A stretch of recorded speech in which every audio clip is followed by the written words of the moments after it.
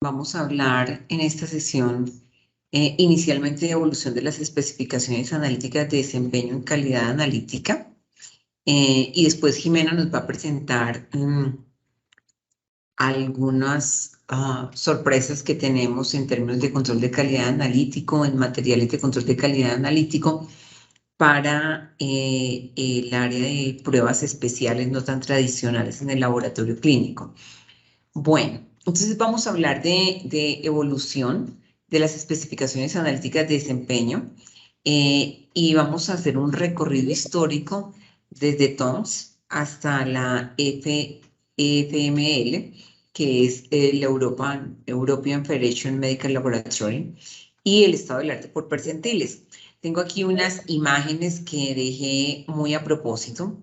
Entre las imágenes que muy a propósito es esta imagen que me muestra un límite y es porque antes nosotros llamábamos a estas especificaciones analíticas de desempeño, las llamábamos límites analíticos de desempeño.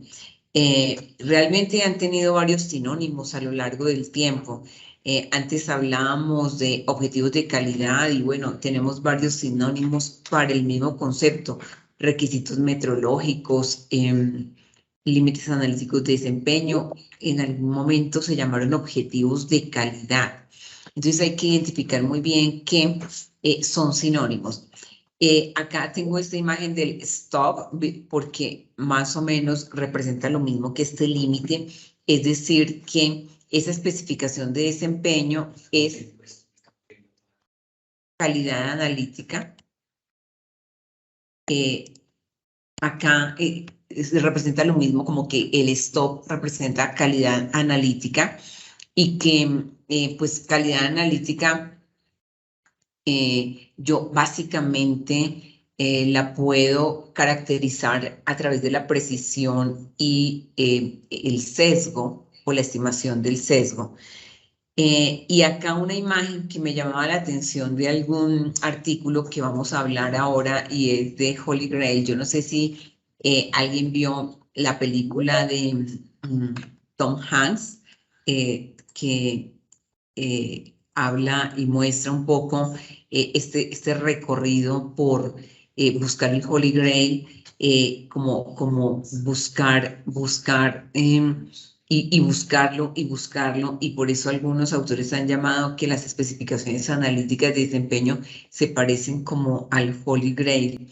Y acá vemos una gráfica tradicional de sigmometría que tiene todo que ver obviamente con especificaciones analíticas de desempeño. Bueno, un poco quiero poner en nuestras mentes que todo evoluciona y últimamente más quisiéramos que el mundo estuviera un poco más quieto, quisiéramos que el mundo estuviera un poco más tranquilo, pero bien sabemos que últimamente, al contrario, los cambios se han agilizado, la velocidad de los cambios es cada vez mayor. Entonces, traje este recorrido acá para que nosotros hagamos conciencia de que así como un dispositivo que nosotros usamos todo el tiempo, que es el teléfono, ha tenido una evolución en el tiempo y que antes obviamente el teléfono era solamente para hablar por teléfono y estaba en la casa, pero que ahora cada vez esas especificaciones de calidad que se le piden a un producto son cada vez más exigentes. Si nosotros hubiéramos preguntado en 1920 o en 1879 cuál es la especificación de calidad para un teléfono, lejos estaría alguien de decirnos no, que tenga una cámara con tantos megapíxeles. Lejos estaríamos de decir que pueda enviar correos electrónicos.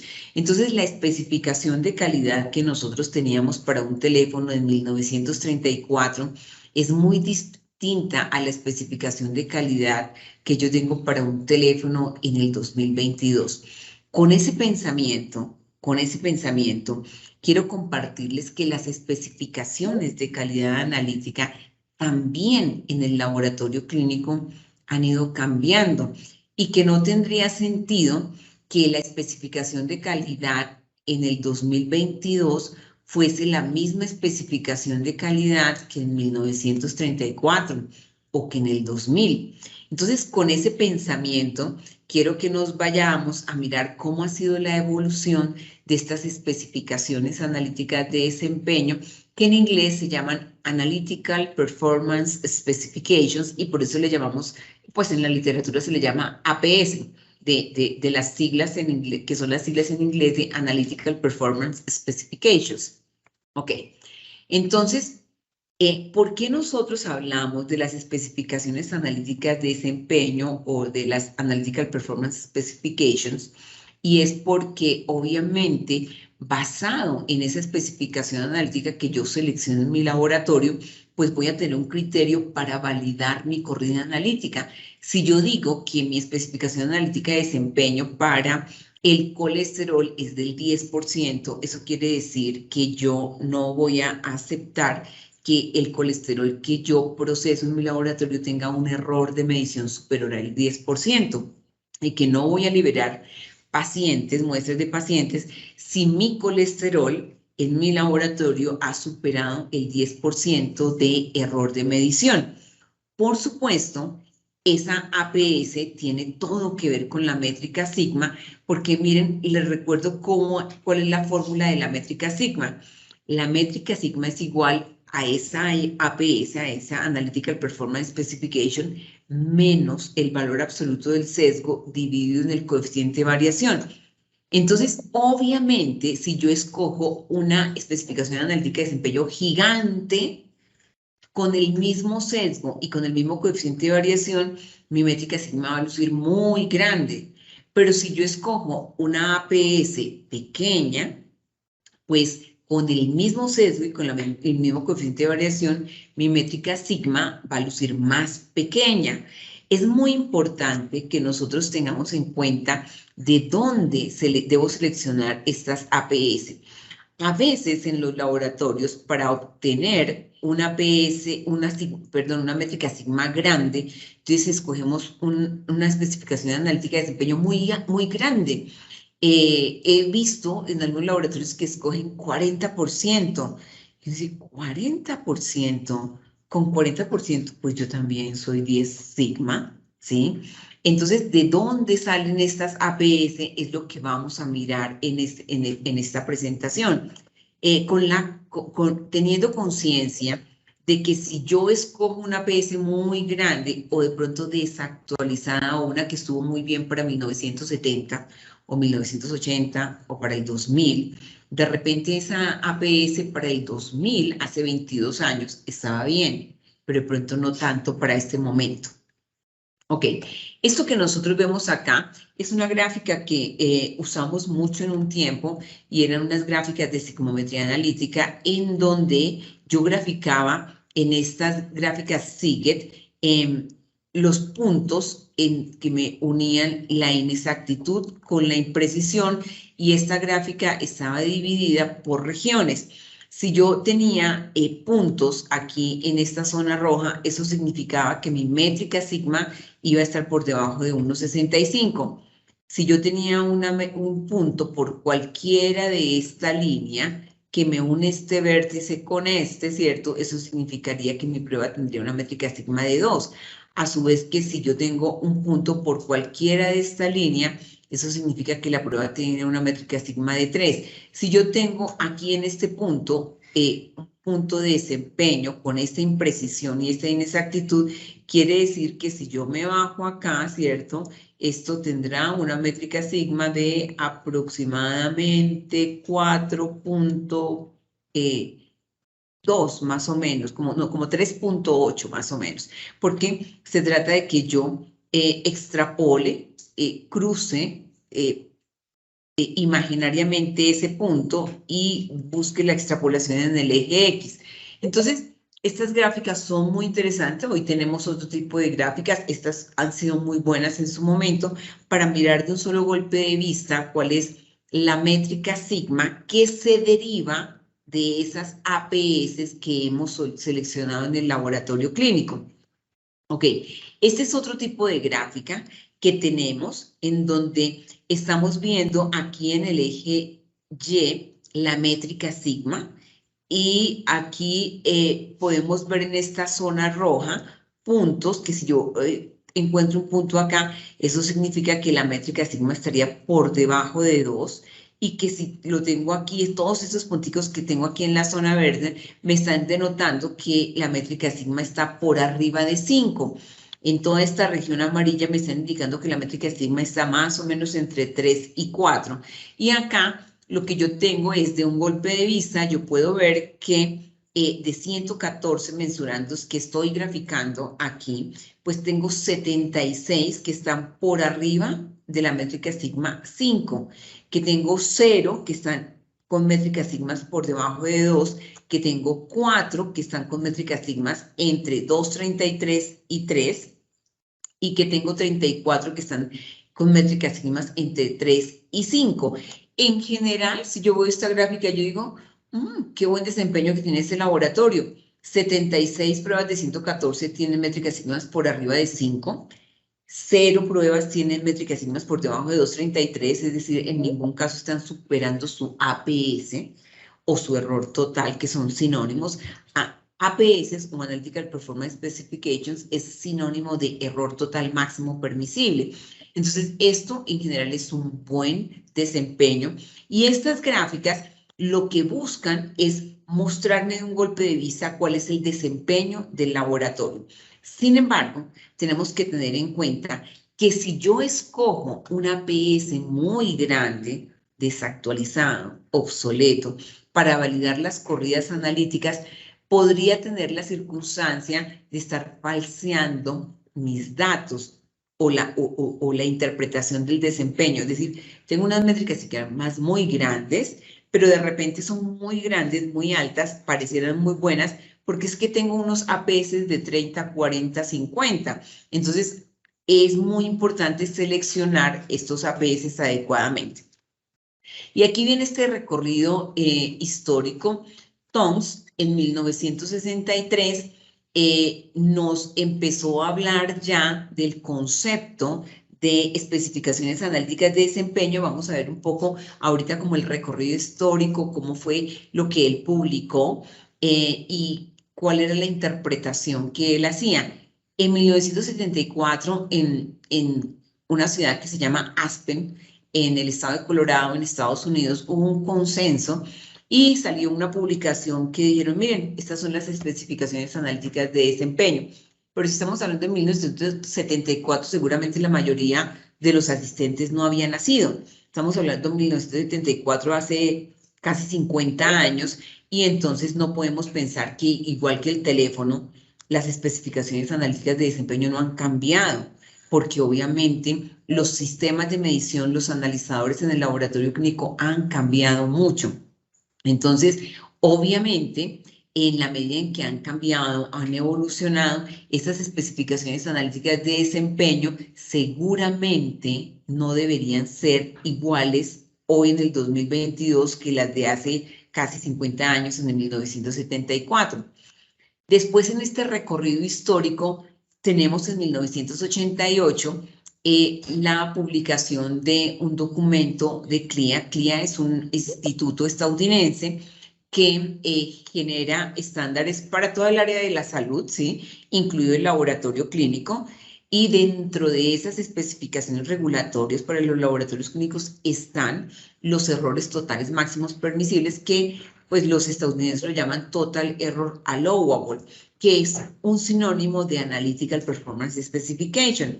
Entonces, bueno, salió esta publicación en 1988. Importante anotar que fue en 1988, pero que esto salió más o menos 5 años después del estudio.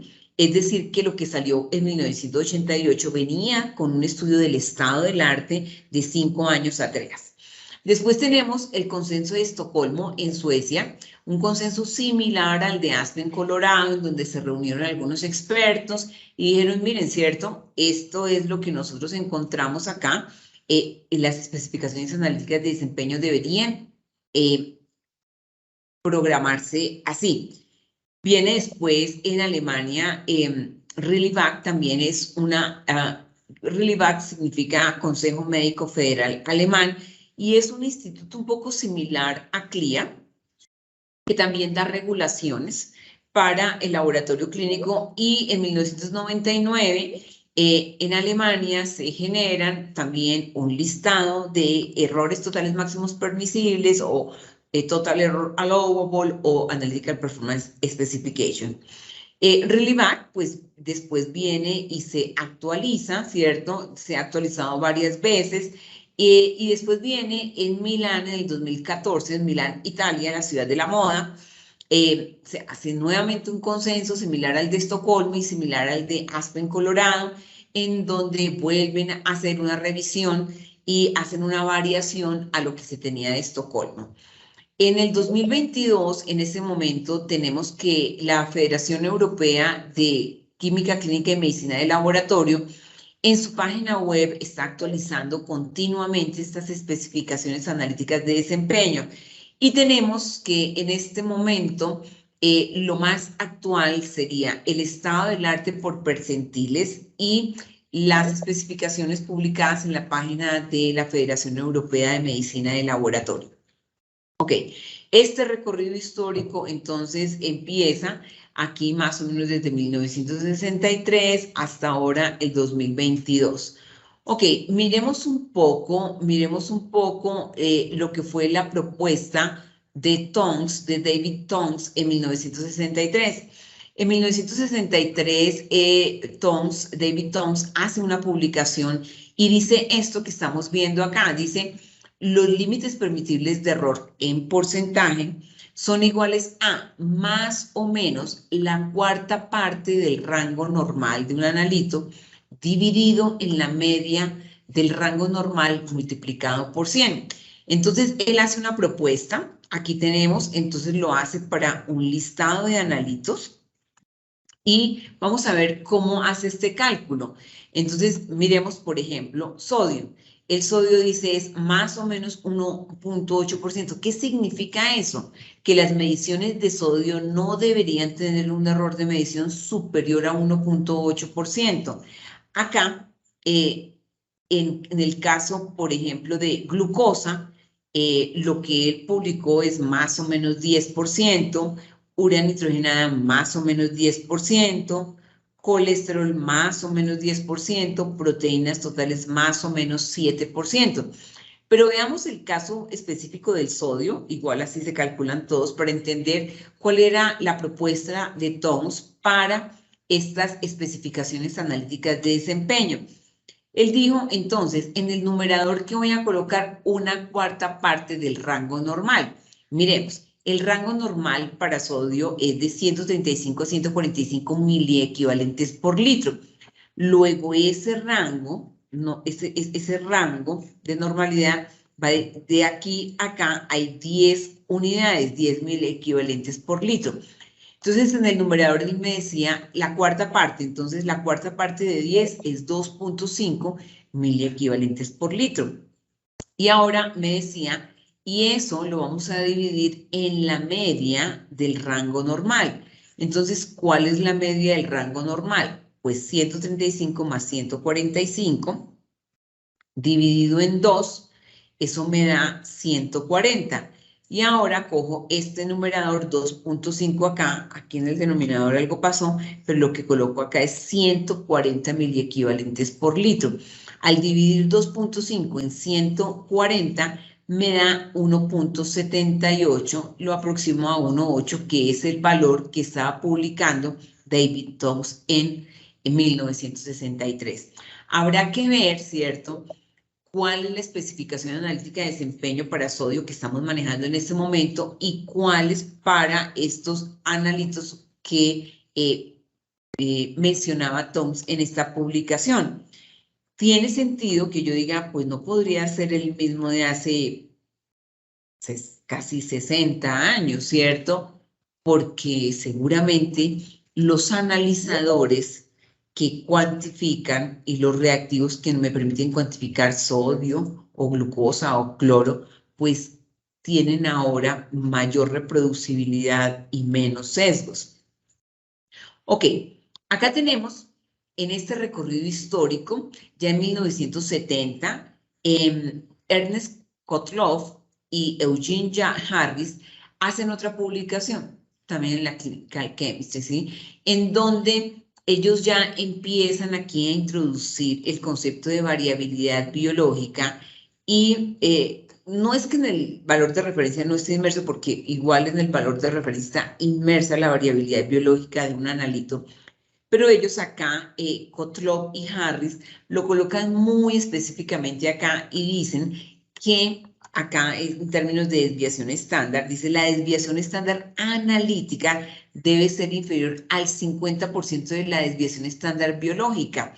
0.5 es el 50%. Entonces, ¿cuál es la idea? Ellos dicen, venga, la desviación estándar como una medida de imprecisión o de precisión o de reproducibilidad. Se dice la reproducibilidad o la precisión de un analito, la analítica, debe ser inferior a la mitad, al 50% de la variabilidad biológica de ese analito. Ese es el precepto, ¿cierto? Entendiendo que esta variabilidad biológica del analito se calcula a partir de la variabilidad biológica intraindividual y la variabilidad biológica grupal a través de esta fórmula, en donde yo elevo cada valor al cuadrado y después le saco la raíz cuadrada. Recordemos que elevar al 0.5 es lo mismo que sacar raíz cuadrada. Ok, entonces Eugene Harris, el mismo, ¿cierto? El mismo autor de esta publicación en 1970, en 1988 hace otra publicación en donde la novedad es que le está agregando el sesgo. Fíjense ustedes que en esta publicación en 1970 decía la variabilidad analítica del método debe ser inferior al 50% de la variabilidad biológica, contemplando la variabilidad biológica intraindividual y la grupal. Pero aquí, en 1970, él no consideraba el sesgo. Acá, entonces, en 1988, hace otra propuesta y dice, la variabilidad del método debe ser inferior a la sumatoria de la variabilidad analítica más al revés, ¿cierto? La variabilidad analítica del método debe ser inferior a la variabilidad biológica intraindividual. Eso es lo mismo, solo que acá le sumamos a la variabilidad analítica el sesgo. Hay muchos autores que obviamente mencionaban y decían, al principio no se consideraba el sesgo y hubo mucha discusión en muchos artículos de que si le pongo el sesgo y de que si no le pongo el sesgo. Muchos autores decían, no, pues es que si el laboratorio tiene un sesgo, pues que lo corrija, ¿cierto? Pero nosotros sabemos en la vida real que corregir el sesgo no es tan fácil. Luego, si yo no puedo corregir el sesgo, que es más o menos lo que pasa en la vida real, pues entonces yo le agrego a esta variabilidad el sesgo.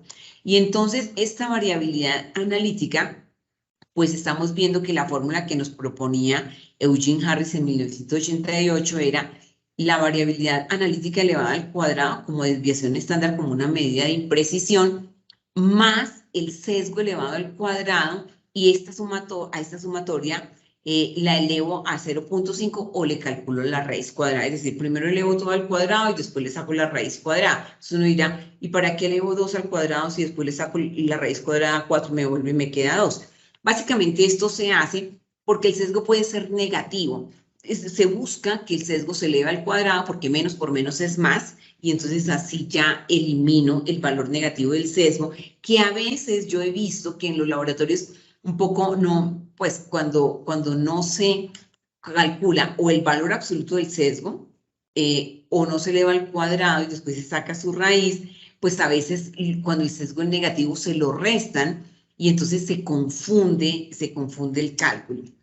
Entonces, pues muy bien, ustedes ya van viendo que esto de imprecisión más sesgo es muy similar a la fórmula del error analítico de medición que nosotros manejamos en este momento. Ok, en este recorrido histórico está Callum Fraser, el doctor Callum Fraser y Peterson Hyloff publican aquí en 1993, también en la Clinical Chemistry, un artículo en donde hablan de esos estándares deseables para las pruebas de laboratorio para que éstas cumplan con las necesidades médicas. Y obviamente, de la publicación del libro del doctor Callum Fraser, Biological Variation from Principles to Practice, del principio de la práctica, el doctor Callum Fraser nos enseñó estas fórmulas que pueden parecer un poquito enredadas, pero realmente nos está diciendo que las especificaciones deseables de calidad analítica se pueden dividir en tres, en especificaciones óptimas, deseables o mínimas. Siempre vamos a tener un componente de imprecisión y siempre un componente de sesgo. Pero en condiciones óptimas, nos dice el doctor Callum Fraser, la variabilidad analítica debe ser inferior al 25% de la variabilidad biológica intraindividual. Para las especificaciones deseables debería ser inferior al 50% de la variabilidad biológica intraindividual. Y las especificaciones mínimas serían el 75% de esta variabilidad biológica intraindividual. El sesgo, también entonces, la fórmula del sesgo, no la cambia un poquito, ¿cierto? Pasando de óptimas a mínimas. Entonces nos dice, el sesgo debe ser inferior al 12.5% de la variabilidad biológica, y en esta es la grupal.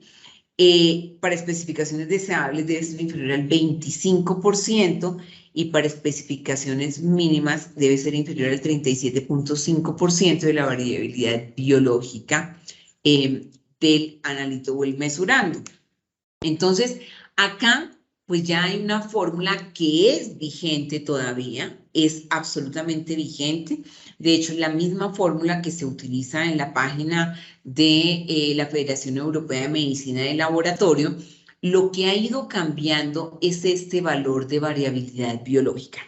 Lo que ha ido cambiando es este valor de variabilidad biológica porque hubo muchas publicaciones. La Sociedad Española de Química Clínica contribuyó mucho a socializar todas estas publicaciones, pero después se han encontrado situaciones en donde se indicaba que de repente la fuente y las investigaciones fuente donde se habían sacado estos valores de variabilidad biológica no eran tan confiables, no tenían tanto rigor científico algunos estudios, entonces hacían dudar de lo que, de ese valor. Ok, entonces después viene Estocolmo. Entonces en 1999, en Estocolmo, el consenso de Estocolmo dijo, miren, ¿cierto? Las especificaciones analíticas de desempeño se pueden obtener a partir de estas 5 opciones. La ideal es la primera, ¿cierto? Entonces dice, pues mire a ver cuál es la valoración del efecto de ese desempeño analítico sobre una decisión clínica específica.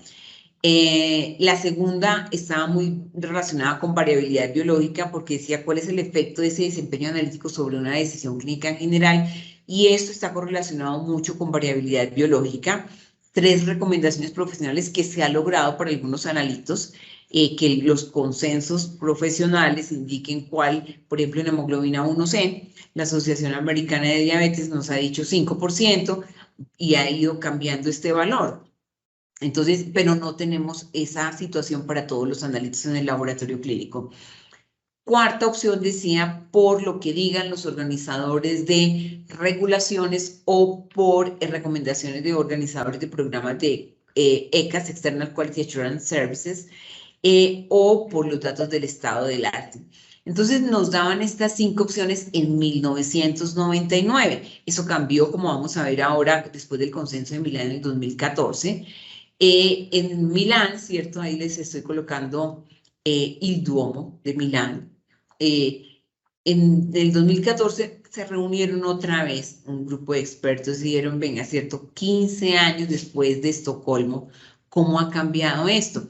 2014, estamos hablando hace 8 años aproximadamente, y entonces ellos de esas 5 opciones nos dejaron solamente 3, y dijeron, miren, ¿cierto? Estas 3. 1, el impacto sobre una decisión clínica. 2, variabilidad biológica. Entonces, variabilidad biológica sigue siendo muy relevante. Y 3, el estado del arte. Acá les quiero mostrar un poco en muchas de las que se están usando en este momento, Esto es el documento, el registro federal de Clinical Laboratory Improvement Amendment, ¿cierto? Y que esto es la regulación estadounidense. Esto está publicado en el 2019, hace 3 años, un ajuste de la primera publicación de CLIA de 1988, en donde se definieron errores totales máximos permisibles. CLIA, este documento de CLIA, lo único que tiene no es especificaciones analíticas de desempeño, no, tienen otros requisitos, ¿cierto? Tienen requisitos en términos de instalaciones, de recurso humano, y parte de lo que tienen dentro de su regulación, pues son obviamente regulación acerca de especificaciones de límites de desempeño, y pues nos hablan de conceptos de calidad analítica como límite de aceptación, grupo par, valor target o valor diana. Y acá, en una parte de este documento, que les digo que fue actualizado en el 2019, entonces nos generan un listado de los análisis de laboratorio clínico y nos dicen, por ejemplo, para alfa-betoproteína es el valor target más o menos 20%, o por ejemplo para IgA 15%, o para IgM 20%. Entonces, CLIA, a través de este documento, pues nos da unas especificaciones analíticas de desempeño que ellos lo llaman criterios para desempeño aceptable. Como les decía, tenemos muchos sinónimos para Analytical Performance Specification: error total máximo permisible, criterio de desempeño aceptable, límite analítico de desempeño, requisito metrológico. Hay muchos sinónimos. El caso concreto es que CLIA en el 2019 nos actualizó estos valores. Aquí me parece importante anotar que yo voy por los laboratorios y a veces encuentro que el laboratorio dice, escogimos los criterios de desempeño aceptable de CLIA, pero no de CLIA 2019, porque algunos, por ejemplo, siguen dejando los criterios publicados por CLIA en 1988, o sea, hace hartos años, hace muchos años. Entonces es importante que si el laboratorio va a dejar CLIA, pues por lo menos sea CLIA 2019. Pero yo personalmente he visto que el laboratorio utiliza a veces criterios de CLIA, ProCLIA o 2013 o 1988, que obviamente los rangos son mucho más grandes. Como son mucho más grandes los rangos, entonces el impacto es que yo voy a tener un número de métrica sigma mucho mayor y me puedo confundir pensando que mi desempeño es muy bueno, pero resulta que no, que lo que pasa es que tengo un APS muy grande. Entonces, acá hay una invitación, igual esta presentación queda grabada, se puede ver después y queda pues en las diapositivas para si alguien las quiere revisar y mirar cuáles son estas especificaciones analíticas de desempeño propuestas en el documento actualizado de CLIA 2019. Ok, acá obviamente han aumentado el número de analitos para el cual se dan especificaciones analíticas de desempeño. Aquí tenemos entonces esta propuesta para diferentes mediciones. Ok, otro de los referentes que nosotros tenemos para definir y en esta evolución de las especificaciones analíticas de desempeño son las especificaciones propuestas por Riley-Back. Este es el documento original en alemán, ¿cierto? Y entonces, lo que significa Riley-Back, ustedes tienen que hacer un acto de fe o meter esto al traductor. Esto lo que significa es guías del Consejo Médico Federal Alemán. Y ellos también, ¿cierto? Este documento de Riley-Back no es exclusivo solamente para especificaciones analíticas de desempeño. No, también aquí es como una ISO 15189, que hay requisitos de personal, de infraestructura, de la fase preanalítica, de muchas cosas, y parte de estos requisitos son estas especificaciones analíticas de desempeño que ellos nos dan. Aquí están el listado de los analitos. Vemos que se parecen mucho los nombres en alemán que en español, entonces, o en inglés al menos, bilirrubina. Entonces ellos nos dan una especificación analítica para este analito que acá nos dicen 13%. Importante que ellos dan especificaciones analíticas para algunos analíticos dependiendo del rango de concentración, lo cual es muy coherente, porque nosotros sabemos que el desempeño de la prueba no siempre es igual en todo el rango de concentración de la prueba. De repente uno dice, a concentraciones bajas se comporta muy bien la prueba, pero a concentraciones más altas no se comporta tan bien la prueba. Entonces, ellos aquí, los alemanes, hacen como esta especificación y hablan obviamente de diferentes, por ejemplo, para bilirrubina entre 2 y 34, 13%, pero entre 0,1 y 1,7, que es una concentración más pequeña, es del 22%. O sea, saben muy bien que el desempeño de la prueba a concentraciones más bajas para bilirrubina tiene mayor error de medición y por eso han generado un APS mucho mayor. Otra cosa especial de Relivac es que tienen una especificación analítica de desempeño para el control de calidad interno y otra en esta columna 5 para el control de calidad externo. En general, ustedes ven que la especificación para el control de calidad externo es mayor que para el interno. Entonces, miren, ALT para el interno 11,5 y para el externo 21%. Albúmina 12,5 para el interno, 20% para el externo. Relivac también es un documento que se va actualizando. Este que les estoy compartiendo desde el 2014, porque Relivac apareció por primera vez, bueno, como en los 80 más o menos, ¿cierto? Es importante también mirar que obviamente esto se va actualizando. Y acá les tengo, ¿cierto? La EFLM, esto es un print de la página de la Federación Europea de Química Clínica y Medicina de Laboratorio.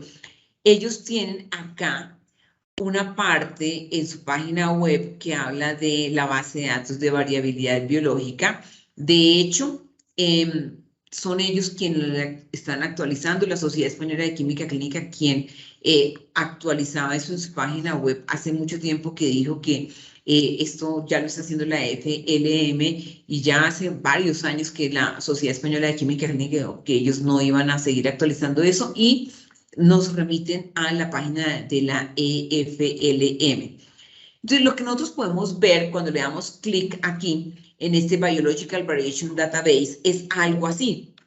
Cuando obviamente yo coloco el nombre del analito, en inglés glucose, ferritin, iron, lo que sea, entonces me va a salir aquí una especificación de sesgo para especificaciones mínimas, deseables y óptimas, y una especificación de imprecisión o de coeficiente de variación también para mínimas, deseables y óptimas, y también unas especificaciones de error total en porcentaje para especificaciones mínimas, deseables y óptimas, y esto pues son estos APS que nos da la EFLM. Importante que ellos lo están actualizando todo el tiempo. Y lo están actualizando, yo les decía que la fórmula que siguen usando es la misma que nos enseñó el doctor Callum Fraser. Lo que ha cambiado es la variabilidad biológica. No porque haya cambiado un poco, sino porque la Federación Europea de Medicina del Laboratorio, ellos han hecho un estricto análisis de los estudios y las investigaciones con los cuales se obtuvieron los datos de variabilidad biológica, que es parte de la fórmula, es parte de la fórmula. Entonces, hay muchos documentos que se habían validado con la Sociedad Española de Química Clínica, que aquí hicieron una revisión como más exhaustiva y dijeron, no, pues el número N de datos era muy pequeño, el número de pacientes utilizados era muy pequeño, le faltó rigor estadístico, y en la página de la FLM nos generan un listado de todas las publicaciones con respecto a la variabilidad biológica de esos analitos, nos ponen en rojo unos que dicen estos no los estamos considerando, no los estamos incluyendo por esta circunstancia, y nos dejan los que sí están tomando en cuenta. Entonces, miren, acá nos dice el APS, ¿cierto? Basado en variabilidad biológica, se calcula a partir de estas fórmulas que, como ustedes ven acá, son las mismas fórmulas que nos enseñó el doctor Callum Fraser. La imprecisión, por ejemplo, el coeficiente de variación analítico debe ser inferior al 50% de la variabilidad biológica intraindividual. Eso es para deseables. y el sesgo debe ser inferior al 25% de la raíz cuadrada de esta sumatoria de cuadrados. Y el error total, pues, es la combinación de la sumatoria de estas dos. Entonces, acá, lo que ellos hacen aquí es, a partir de estos datos de variabilidad biológica, en este caso para calcio 1.8, la variabilidad biológica intraindividual y 2.7 la variabilidad biológica grupal, y con eso entonces reemplazamos acá en las fórmulas, acá 1.8, 2.7, y se genera el cálculo, y a partir de esto es que vamos a obtener estas especificaciones de error de medición. Entonces, lo que están haciendo en la página de la FLM es actualizando estos datos con estudios que cumplan con los requisitos de rigor para ser incluidos dentro de esa base de datos. Aquí tenemos otro ejemplo para magnesio. Variabilidad biológica interindividual 2.9, interindividual 5.8, y acá lo que se hace es usar esta misma fórmula para generar estos valores, en este caso para magnesio 6, 4 y 2, respectivamente, para especificaciones mínimas, deseables y óptimas. Ok, entonces ahora reflexionemos, ¿y para qué yo quiero una especificación analítica de desempeño? ¿Por qué es importante que yo en mi laboratorio tenga una especificación analítica de desempeño? Básicamente porque es un límite que yo no debo traspasar, que si yo tengo un error de medición que supera esta especificación analítica de desempeño, pongo en riesgo la confiabilidad del resultado que le estoy emitiendo al paciente, y en lugar de ayudarlo podría estar confundiendo al médico y al paciente y generando unas decisiones clínicas erradas porque el resultado tiene un error de medición muy alto. Ahora, algunas, por ejemplo, inquietudes es si en las gráficas de Levy-Jennings yo puedo ver las APS. Pues la respuesta es no. Yo en una gráfica de Levy-Jennings solita, esta es una gráfica de Levy-Jennings solita, esta aquí, yo no la puedo ver. Para que yo pueda ver una especificación analítica de desempeño con una gráfica de Levy-Jennings, la tengo que combinar con otra gráfica, con una gráfica de error total, y a estas gráficas combinar una gráfica del APS con la gráfica de Levy-Jennings. A esto le llamamos las gráficas integradas de control de calidad. ¿Qué es una gráfica integrada de control de calidad? Es una gráfica de Levy-Jennings metida dentro de una gráfica de error total o una gráfica de APS. Entonces, es una combinación de los dos. ¿Qué logro yo con esto? Básicamente yo logro ver acá el desempeño estable de mi prueba y mirar ese desempeño estable cómo está comparado con mis límites de error total. En este caso, yo puedo ver que comparado con estos límites de error total o de APS, mi desempeño es muy bueno. En este caso, yo vería que este desempeño es bueno, pero no está tan sobrado como este, ¿cierto? Acá yo tengo mucho espacio para moverme, tanto arriba como abajo. Acá tengo un poquito de espacio, pero no tanto como en la gráfica de arriba. Ok, entonces este término de APS, como yo les decía, es un término que se ha ido, pues, teniendo varios sinónimos a través de la historia. Lo llamaban antes en ISO 35342, límites de tolerancia, límites de error total, errores máximos permisibles, objetivos de calidad, y ahora el término más utilizado es Analytical Performance Specifications. Y aquí viene este artículo que dice Analytical Performance Specifications in Clinical Chemistry de Holy Grail. Entonces, es un artículo que me llamaba la atención porque dice que se parece, que las especificaciones analíticas de desempeño se parecen al Holy Grail porque son muy buscadas, son enigmáticas, no se entienden tan bien y no están definidas tan bien, ¿no? Entonces, quienes vieron la película del Código Da Vinci con Tom Hanks pudieron ver esto, cómo se buscaba el enigma que había alrededor del Santo Grial. Ok, acá tenemos entonces muchas publicaciones que les mencionaba. La última de Relivac es del 2019, igual que CLIA, que ya tienen modificaciones.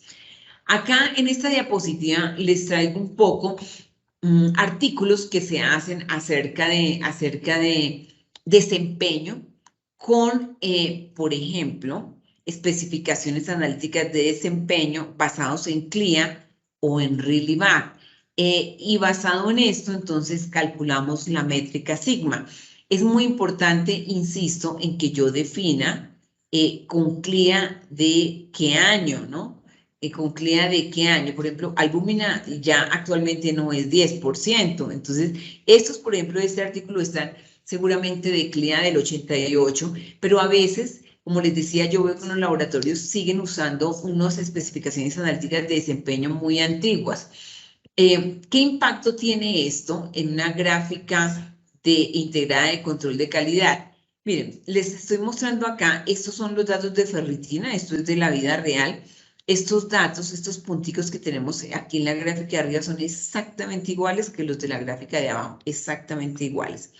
Pero aquí tengo un APS derivado de CLIA del 20% y acá tengo un APS derivado de ReLIVAC del 13.5%.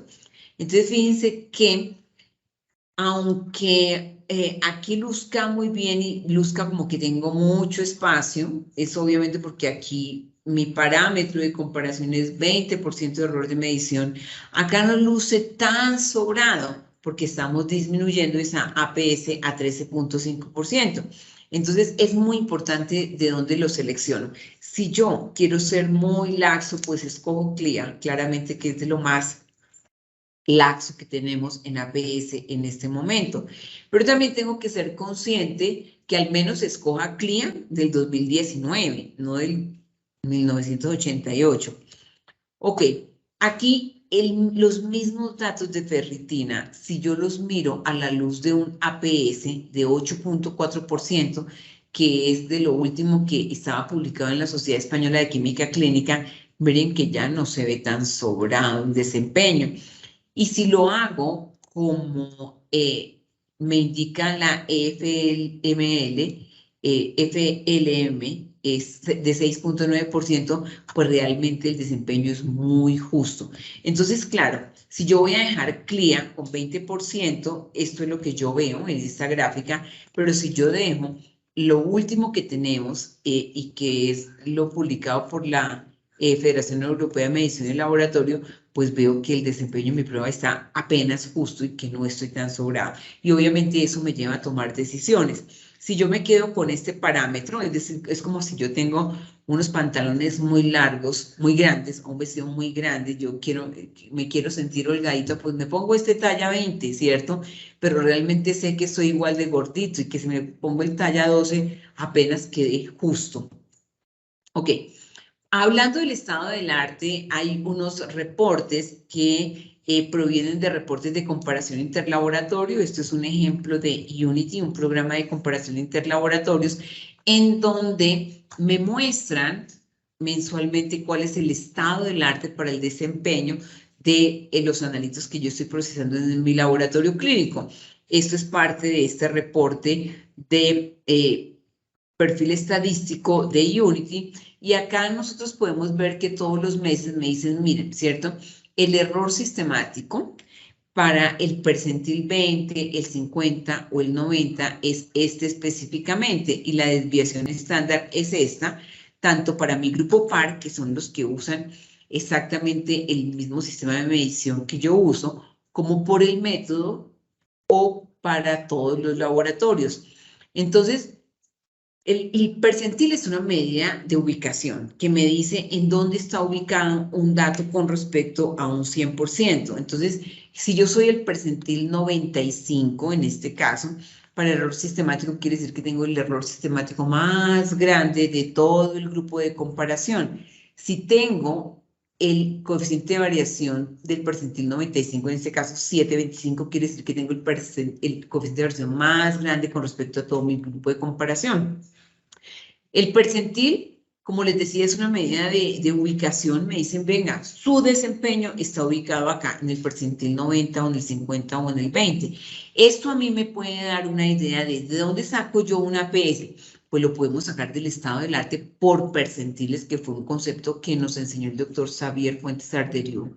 Y yo puedo decir, bueno, ¿cierto? No me quiero comparar con los peores, porque a nadie le gusta compararse con los peores, tampoco con los mejores. Entonces, una opción es compararme y sacar mi APS del percentil 50, que es la misma mediana. Estos son unos gráficos que nosotros generamos para los laboratorios con los que trabajamos, en donde me están mostrando, por ejemplo, en esta gráfica me muestran mis errores totales, que son los que están con las flechitas aquí en azul, y los punticos en negro me muestran mi error de medición. Entonces, esto acá, yo para cada puntico, entonces estoy colocando el punto negro, mi error de medición, y con la flechita el error total máximo permisible o el APS, ¿sí? Entonces, aquí la idea es que, pues, que estos punticos negros no superen las flechitas. Este es un buen caso, un buen desempeño en laboratorio, en donde, como vemos, el error de medición está por debajo prácticamente en todos los casos de ese APS o de ese error total máximo permisible. En general, ¿cierto? Nosotros hacemos todo esto para generar mejores diagnósticos a los pacientes, porque esto conlleva a, obviamente, mejor calidad de vida del paciente. Todas estas herramientas que nosotros generamos son para finalmente contribuir a un mejor diagnóstico del paciente. Acá tenemos un gráfico que también generamos para los laboratorios que trabajan con nosotros, en donde este es un análisis por percentiles.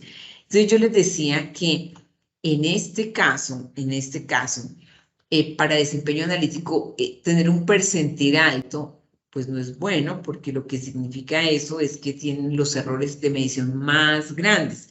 Entonces aquí nosotros generamos una gráfica en donde le decimos, mire, usted tiene estos 4 analitos por arriba del percentil 80, o sea, son de los más malitos de su grupo de comparación.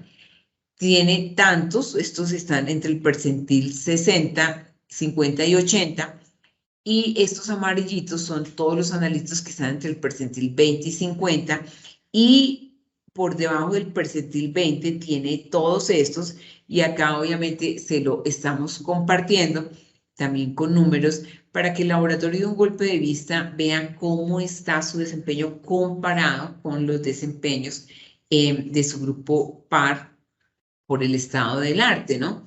Entonces, aquí uno diría, bueno, está bien, ¿cierto? Tiene bastante, 77 aquí entre el percentil 20 y 50, y 24 entre el percentil 0 y el percentil 20. Solamente tenemos 13 por arriba del percentil 50, es decir, que este es un desempeño bastante bueno para un laboratorio. Acá en esta gráfica tenemos nosotros una comparación que hacemos entre las métricas sigma y los percentiles.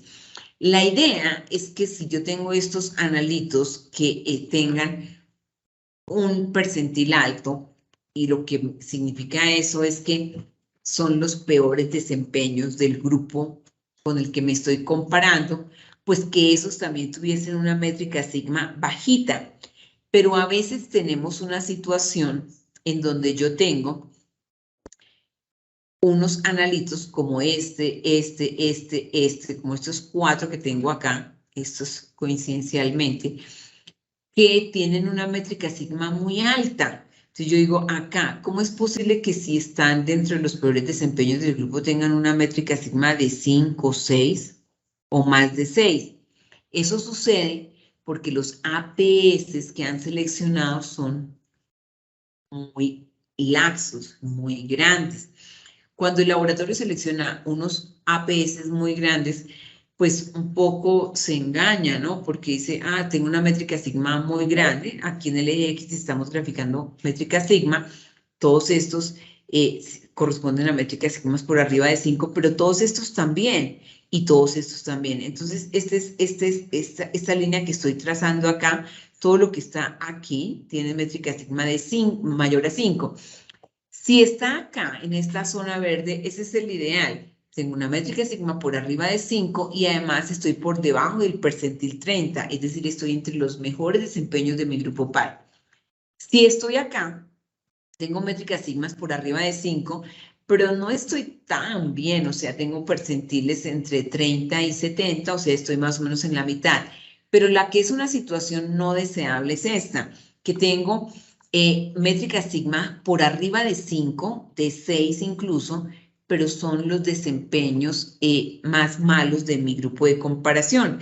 Eso sucede cuando yo le pongo a un analista, una PS de 40 o de 50, porque muchas veces en los laboratorios se evalúa el desempeño por la métrica sigma, entonces el laboratorio, como en el afán de algún concurso al que se matriculen, dice donde quieren tener métricas sigmas por arriba de 6, entonces dice, bueno, entonces como el desempeño acá la impresión es grande y el sesgo es grande, entonces pongámosle una PS grande, lo cual no es lo ideal. Entonces, obviamente, luce como si tuviera una métrica sigma grande, pero no nos estamos dando cuenta que son de los peores desempeños del grupo par.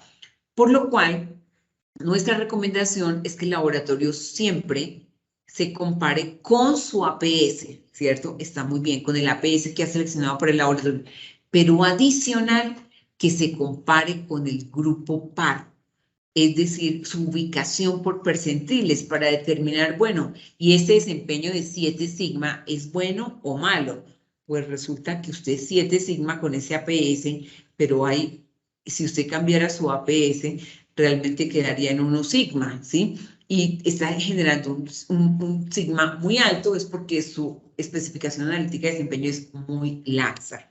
Ok, este es el mismo gráfico que estábamos mirando con más detalle, donde tenemos la ubicación por percentiles. En este caso, este laboratorio tiene 1, 2, 3, 4 mesurandos por arriba del percentil 80 y tiene acá 24, acá por debajo del percentil 20, lo cual está bien, ¿cierto? En general, este es un buen desempeño.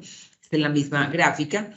Y esto es lo que nos está mostrando. Esto es de la vida real. Esto es un punto que me está representando urea nitrogenada. El laboratorio tenía acá 15.66% de APS. Con este coeficiente de variación, este sesgo máximo permitido, me da una métrica sigma de 6.55. En este caso, lo recomendable es que el laboratorio mire cómo ajustar y cómo ser más estricto con ese APS. Este es un caso de creatinina con una APS de 8.92 y este es un caso de AST con una APS de 16.99. Ok, entonces miremos este caso, por ejemplo, si el laboratorio acá tiene creatinina APS de 8.92, en este caso miremos cómo está el estado del arte por percentiles. Fíjense que el estado del arte por percentiles, esta gráfica ustedes la pueden encontrar en nuestra página web, no tiene ningún costo, pueden entrar a www.quick.com.co, inscribirse a la página y ustedes tienen acceso a esta información. Acá nosotros hemos hecho un esfuerzo por poner en una sola gráfica esas especificaciones analíticas de desempeño, colocando CLIA, RELIVAC, los datos de la Federación Europea de Medicina de Laboratorio y colocando el estado del arte con las principales plataformas que hay en el mercado. Fíjense que si yo tengo aquí creatinina con 8.92, pues yo veo que realmente por el estado del arte en el percentil 50 están alrededor de 6 o de 4 y que en este caso, si yo quisiera realmente mejorar mi desempeño, de pronto debería tener un APS más estricto. Para este caso de AST, entonces tenemos que el laboratorio acá escogió 16.69 de APS y miren por allá está, tiene una métrica sigma alta de 5.27, pero está por arriba del percentil 70. Vamos a ver este 16.69, cómo está comparado con el estado del arte. Mire que 16.69 lo que nos está mostrando es que el estado del arte por percentiles, específicamente el percentil 50, está como en la tercera parte de ese 16.69, que los laboratorios están teniendo 8, 9. Entonces, si yo le pongo un 16.69, pues es muy grande, por eso me luce una métrica sigma alta, pero me está mostrando que es de los peores desempeños de mi grupo par. Y así, pues nosotros generamos trimestralmente, más o menos actualizamos trimestralmente, las especificaciones analíticas de desempeño para las principales plataformas que hay en el mercado, Siemens, Advia, Roche, Abbott, Beckman Coulter, Vitros, para que los laboratorios también puedan tener una idea de decir, bueno, ¿y cómo está el colesterol total por el estado del arte en términos de errores de medición? Y no vayamos a colocar, por ejemplo, un 13% para colesterol. Pongo 13%, pero coloco 13% cuando el estado del arte está alrededor de 5%, pues esto aquí me va a dar, obviamente, una métrica sigma muy grande. Bueno, y vamos a ver, ¿cierto? Si hemos entendido esto. Entonces vamos a invitar a todos los participantes a que hagamos estos cálculos. Tenemos acá 15 analitos, tenemos el APS y tenemos los sesgos. Entonces fíjense que el sesgo es el mismo 1,2 y la impresión es lo mismo 1,5. Estos APS son APS derivados de variabilidad biológica, CLIA, el estado del arte por percentiles de diferencia. Entonces, queremos invitarlos a que ustedes hagan el cálculo. Entonces, si yo tengo acá 10, es el APS, a ese APS le resto 1,2. Entonces, eso me da 8,8. Y eso lo divido en 1,5%. ¿Cuánto me da eso? Vamos a invitarlos a que en el chat, por favor, coloquemos el dato de la métrica sigma para el APS 1. Vamos a poner ahí música de fondo. Vamos a ver si conseguimos. A ver si tenemos ahí música de fondo, maestro. Música de fondo para este ejercicio, mientras que los dejamos. Vamos a dar unos minutitos. Y a los que hagan los cálculos correctos les mandamos un premio. Muy bien, para los que ya terminaron con el primero, podemos seguir con el segundo. Si el APS es de 7, ¿cuál será la métrica sigma? Entonces es 7 menos 1,2 y ese resultado lo divido en 1,5. Para el segundo APS, ¿cuál sería la métrica sigma? Muy bien, para los que van con el cuarto APS.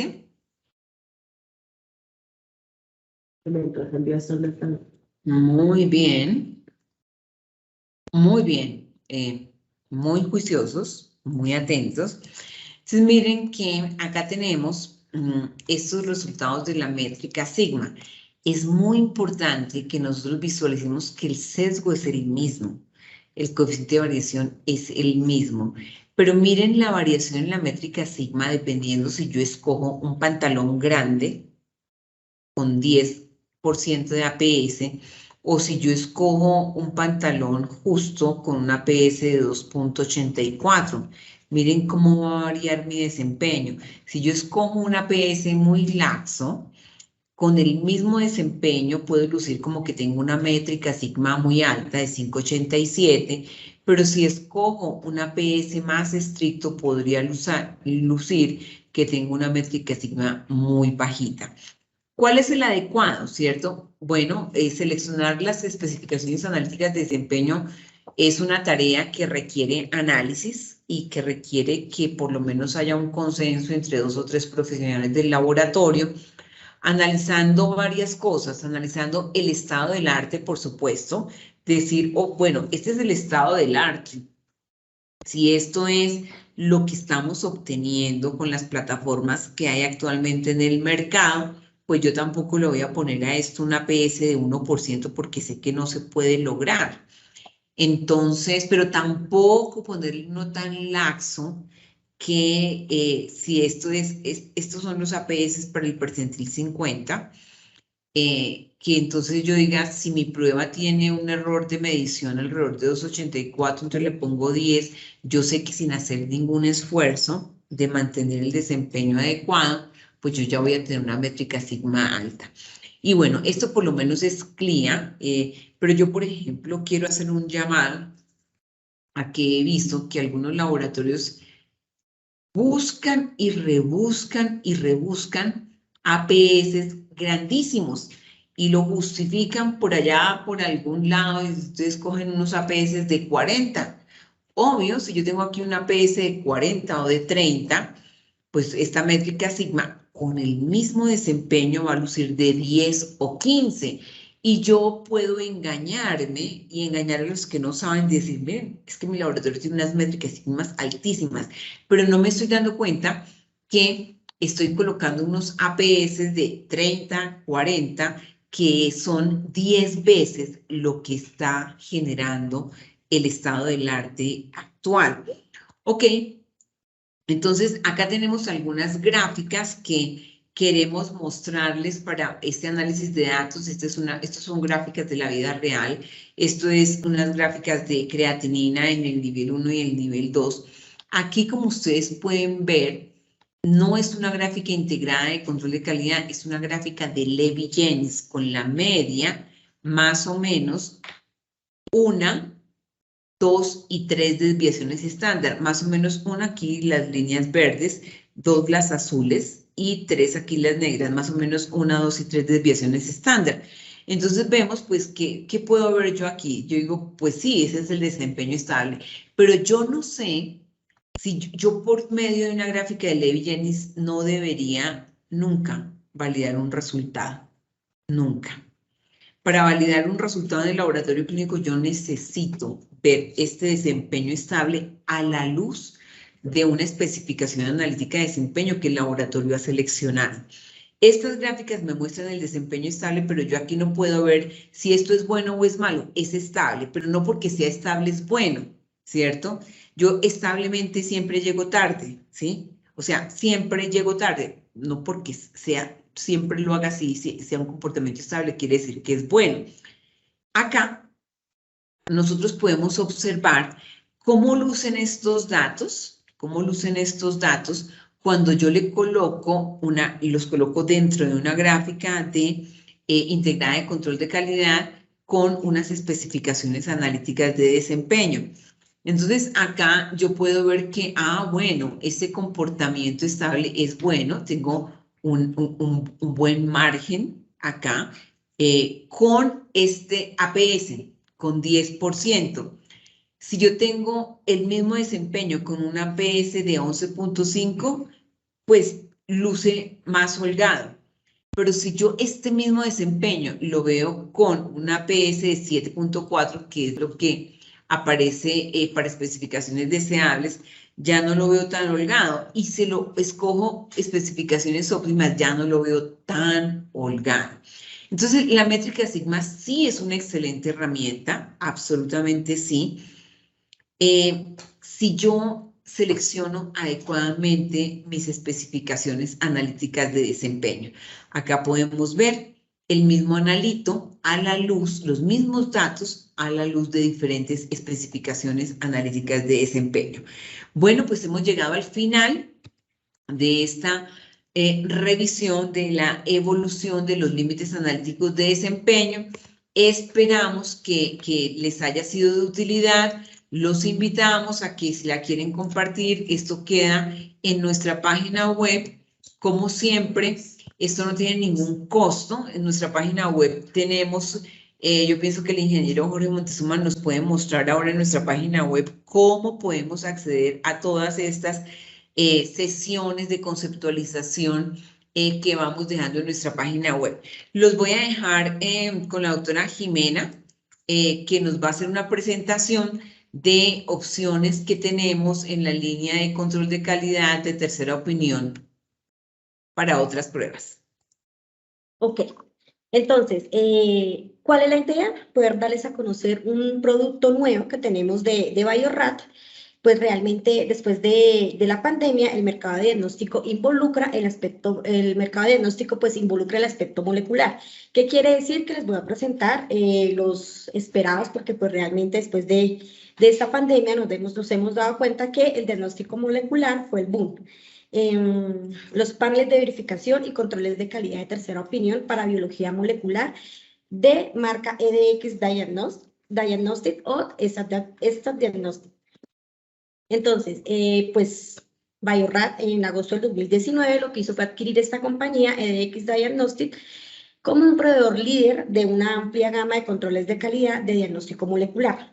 Entonces, con esta adquisición, Bio-Rad lo que hace es ampliar su portafolio en la línea de productos de control de calidad en el área de trasplantes, respiratorios, virología, microbiología, infecciones de transmisión sexual y enfermedades transmitidas por vectores. Aquí pues ya le voy a mostrar lo que es los controles de calidad y los paneles de verificación. Entonces realmente son controles y estándares de calidad molecular. En el caso de los paneles de verificación, pues ¿qué es lo que hace? El objetivo realmente es elevar el rendimiento al ofrecer trazabilidad, conmutabilidad y cuantificación absoluta para pruebas moleculares de alto impacto. Los paneles de verificación, pues realmente el uso se utiliza para establecer las características de rendimiento, validación y verificación de las pruebas PCR. El uso pues realmente tiene un rango dinámico, límite de detección, especificidad, límite de cuantificación y consta de múltiples niveles. Se usa para ensayos cuantitativos. En el caso de los controles de calidad, entonces son controles de validación diaria que se utiliza para monitorear el desempeño, la precisión día a día, lote a lote, instrumento a instrumento y operador a operador. Controles altos y bajos son ensayos cualitativos y cuantitativos. Realmente esos son los controles de calidad. Aquí, pues realmente aquí ya lo que vamos a mirar son como las características, controles que son controles de estándares de calidad de diagnóstico exacto para enfermedades infecciosas. Entonces, las características principales son estándares trazables, materiales de control de calidad ya con determinación de rango y resultados esperados. Son matriz conmutable con las muestras, tiene reproducibilidad lote a lote. Bio-Rad pues, realmente lo que hace es trabajar con estándares de manipulación. Estos controles y paneles de verificación están manufacturados bajo la norma ISO 17511. Son cuantificados mediante PCR digital de alta sensibilidad y pues realmente lo que nos va a decir es cuántas copias del virus o de ese material que a mí me interesa, ese material genético que a mí me interesa identificar están presentes. Y adicional nos va a dar un software como un Unity para una comparación interlaboratorios. ¿Listo? Aquí ya voy a mostrar las diferentes líneas que tenemos en cuanto a paneles de verificación y controles de calidad internos para biología molecular. Realmente son 8 líneas donde vamos a encontrar una línea de trasplante, una línea de virología, una línea de negativos, que quiere decir que va a ser el control negativo, una línea de BPH, ¿sí? Que nos va a identificar, pues nos sirve para los fenotipos 16, 18 y 68. Una línea microbiológica, una línea de meningitis, una línea de respiratorios o virus respiratorios y una línea de enfermedades transmitidas por garrapatas. Voy a darles como una breve explicación o les voy a presentar el producto así como rápidamente, como para que podamos ver las características de estos productos. ¿Listo? En la línea de trasplante vamos a encontrar todo lo que va a ser los virus.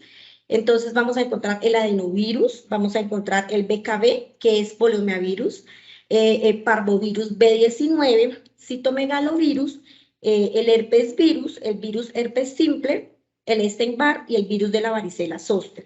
¿Listo? La presentación, pues realmente como podemos ver aquí el de adenovirus, en esta línea de trasplante casi todos son iguales. La diferencia de rango, si se pueden dar cuenta que tiene, en el caso del adenovirus, tiene un rango de 100, 200 unidades internacionales hasta 2 millones de unidades internacionales. La presentación son paneles de verificación, donde vienen 5 viales del panel de 1 ml y pues el almacenamiento es a menos 20 grados centígrados. Y pues viene el control bajo y el control alto. El control bajo, la misma presentación, 5 viales de 1 ml. La matriz es plasma con preservante EPTA y el almacenamiento también es a menos 20 grados centígrados. Lo mismo para el control alto, es la misma presentación.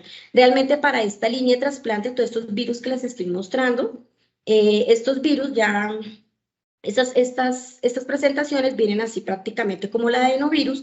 Los controles se pueden descongelar, o sea, pueden sufrir ciclos de congelamiento y descongelamiento y se pueden reutilizar máximo 4 veces. Lo ideal es que no se deben diluir. Entonces, como les mostraba, en el caso del BKB, que es el polomeavirus, tiene un rango dinámico de 100 unidades internacionales por mililitro hasta 2 millones. El del parvovirus tiene 500 unidades, parvovirus B19, tiene un rango dinámico de 500 unidades internacionales por mililitro hasta 5 millones. Y en el caso del citomegalovirus tiene 200 unidades, un rango dinámico de 200 unidades internacionales por mililitro hasta 4 millones de unidades internacionales. Aquí ya el herpes tiene un rango, el herpes virus tiene un rango dinámico de 500 copias por mililitro hasta 5 millones de copias por mililitro. Estos controles todos los puede descongelar y volver a reutilizar máximo 4 veces. El virus herpes simple tiene un rango dinámico de 200 copias por mililitro hasta 2 millones de copias por mililitro.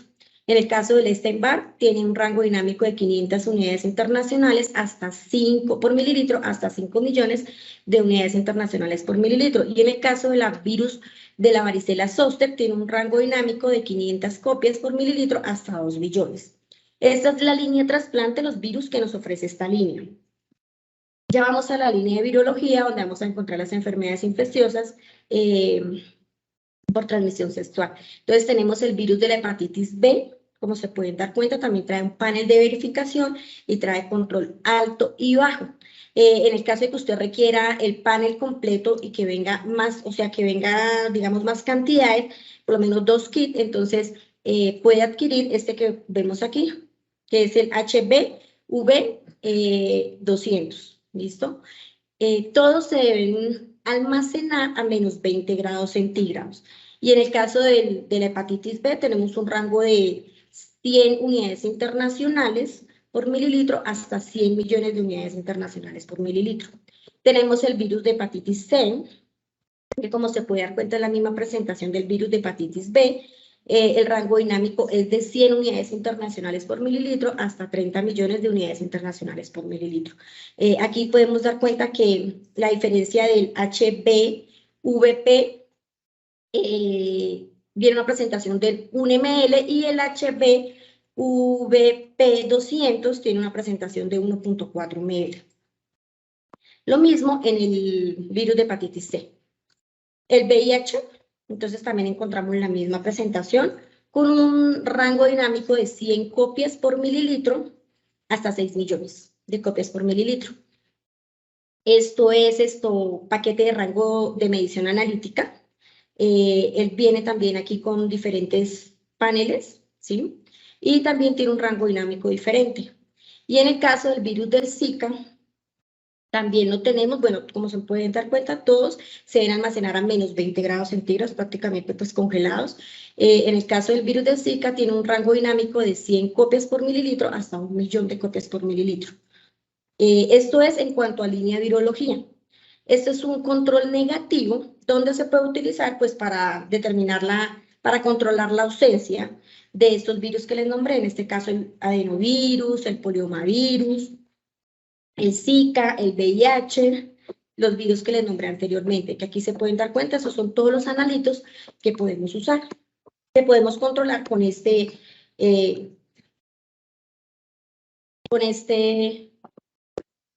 control negativo. La matriz de alta calidad para garantizar la reproducibilidad entre los lotes es plasma preservado en hecta y la estabilidad de 5 días cuando lo almacena refrigerado. Este producto también se puede congelar y reutilizar máximo 4 veces.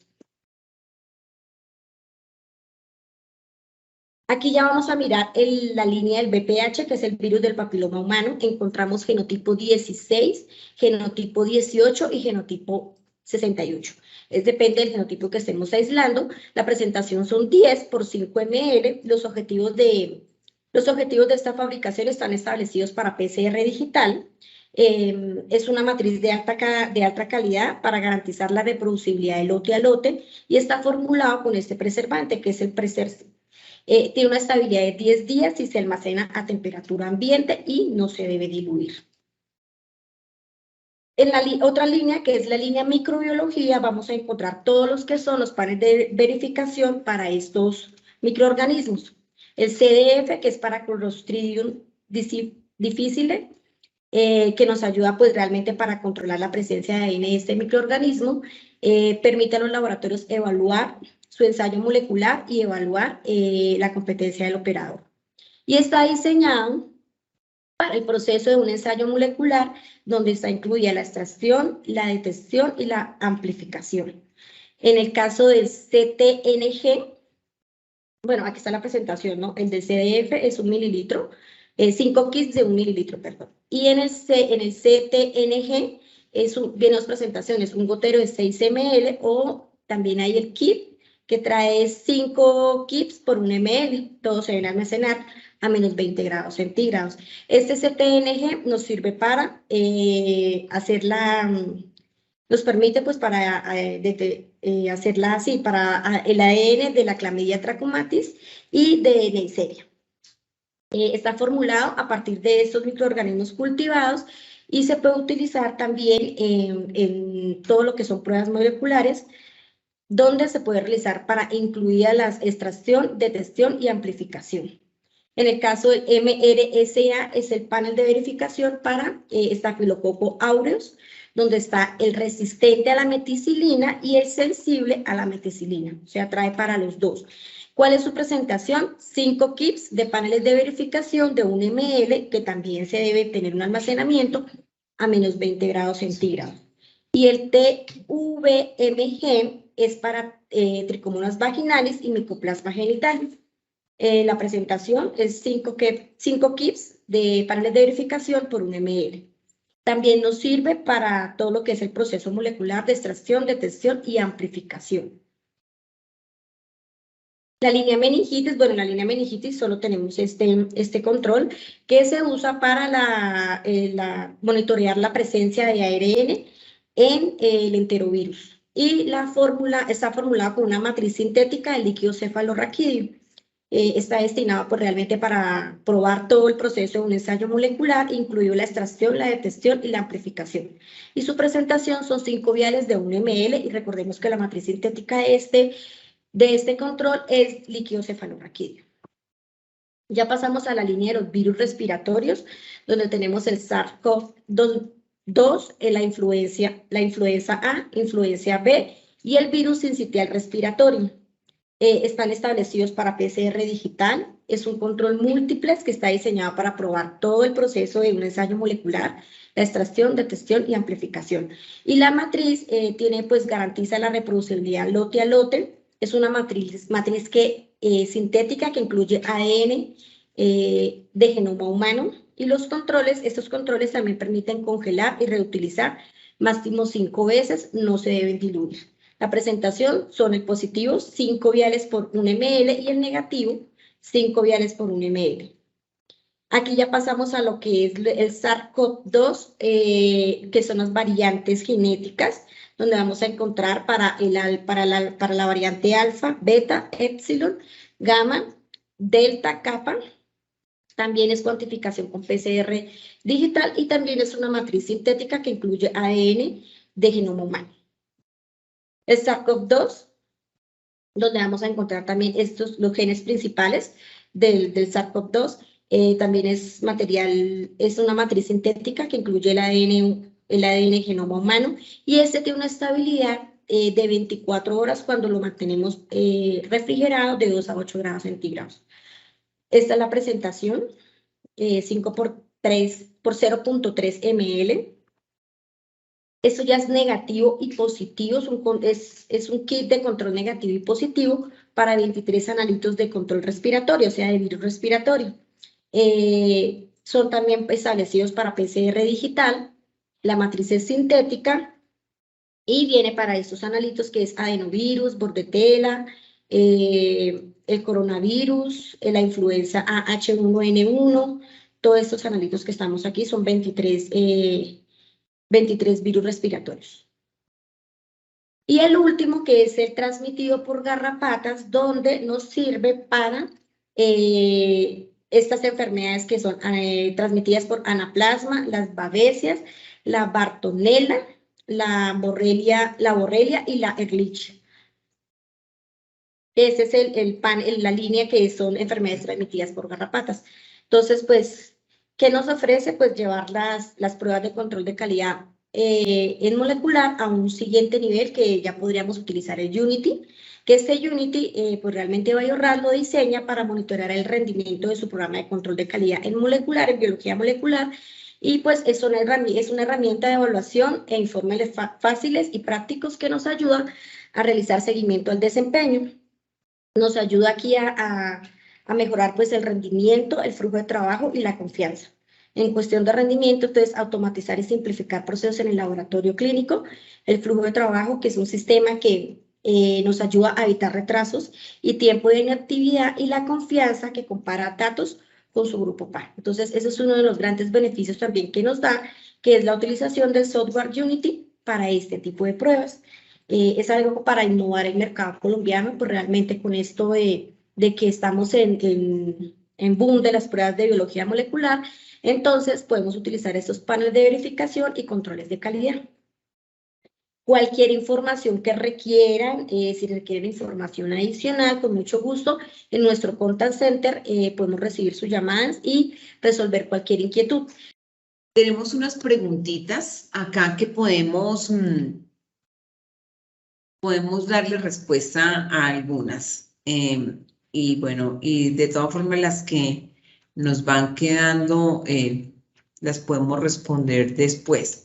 Tenemos aquí una pregunta de la colega Adriana que dice: ¿en qué beneficiaría tomar las especificaciones por percentiles y no, por ejemplo, por variabilidad biológica en nivel óptimo, que también es estricto?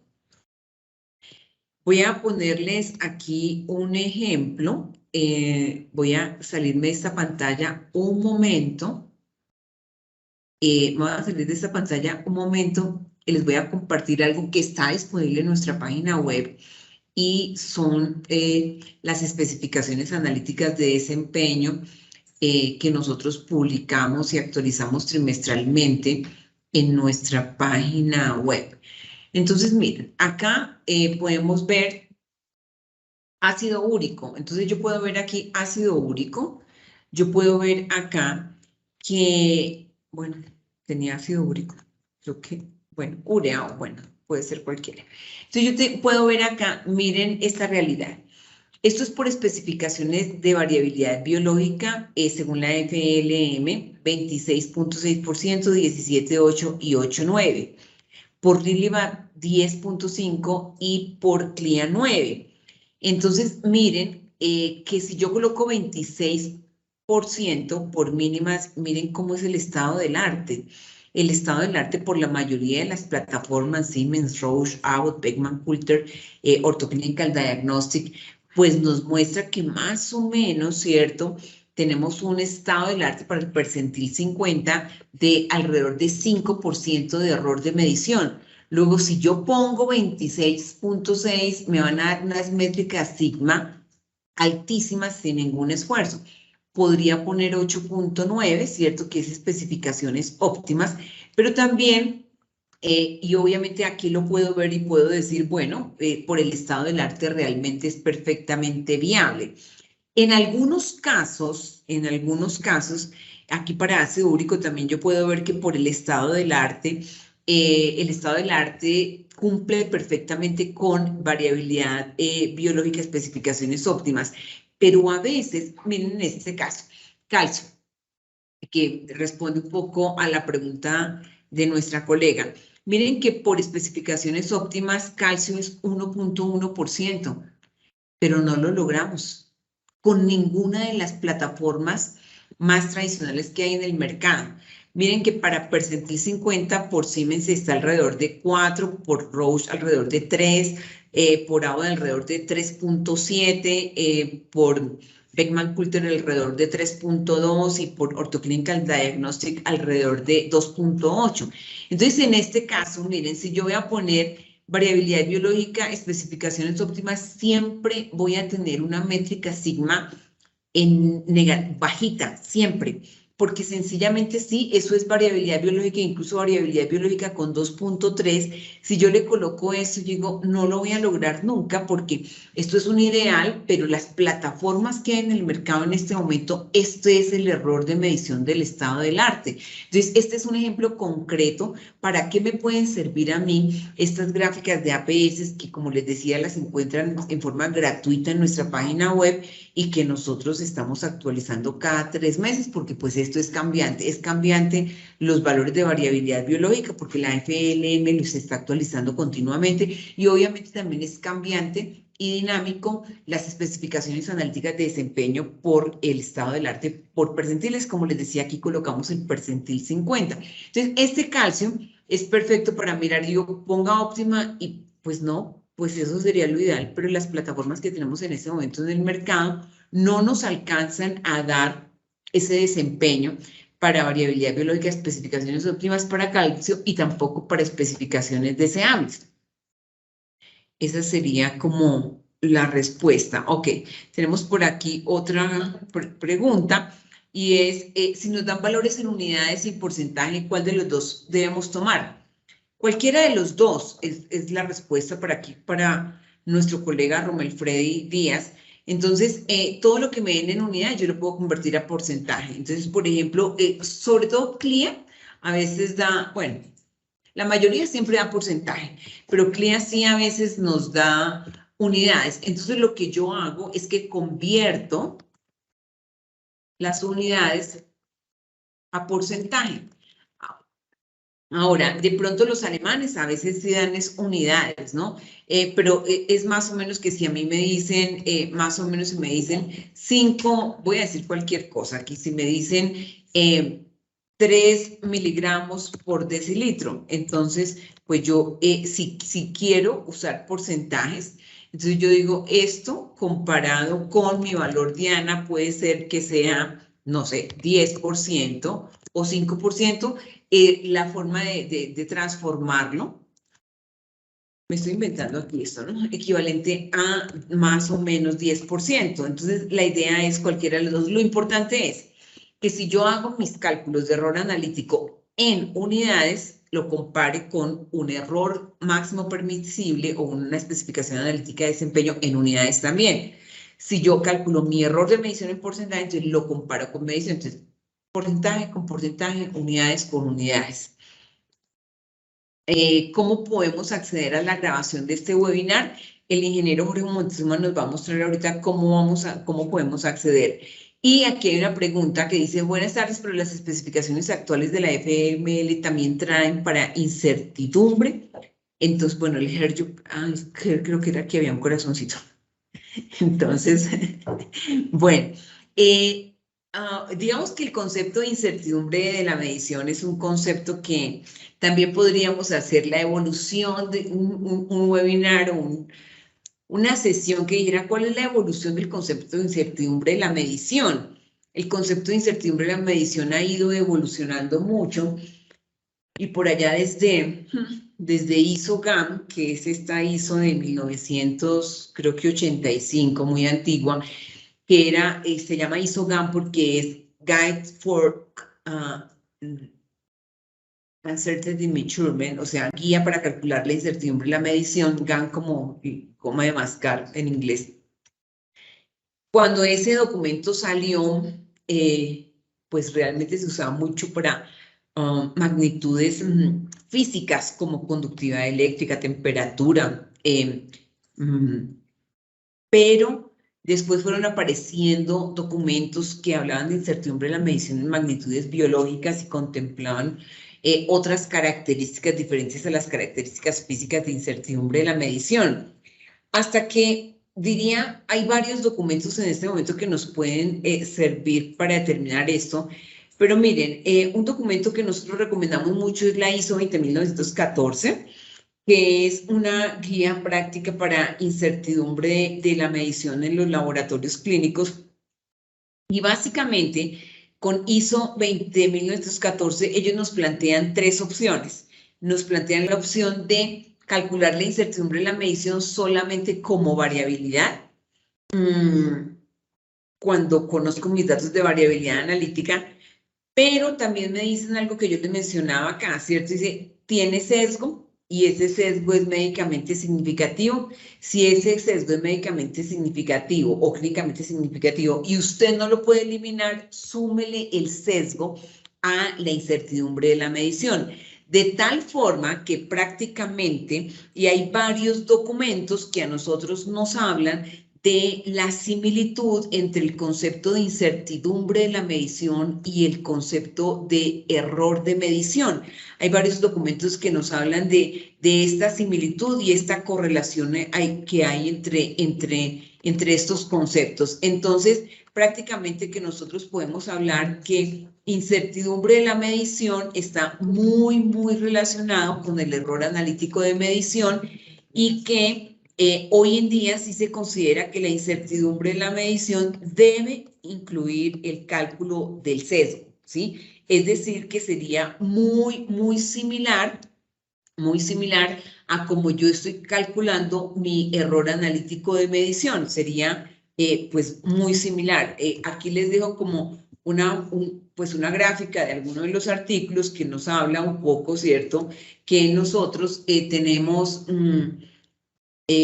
error total, que es el tipo de error, y que la expresión cuantitativa de ese desempeño es la incertidumbre de la medición.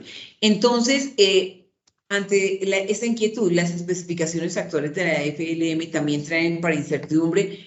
Pues sí, la respuesta es sí, porque prácticamente el concepto de incertidumbre de la medición, ¿cierto?, es equiparable al concepto de error analítico total, ¿sí? Y ya obviamente en documentos como la guía ISO 20914, en la propuesta que ellos nos hacen es más o menos, si usted tiene un sesgo que es clínicamente significativo y no ha podido eliminar ese sesgo, usted le tiene que sumar ese sesgo para calcular la incertidumbre de la medición. Entonces la respuesta sería básicamente que sí. Igual si están interesados, por favor nos lo dejan saber a través del chat, que podríamos hacer nosotros una sesión de webinar para revisar cómo calcular o estimar la incertidumbre de la medición en nuestro laboratorio de una forma práctica.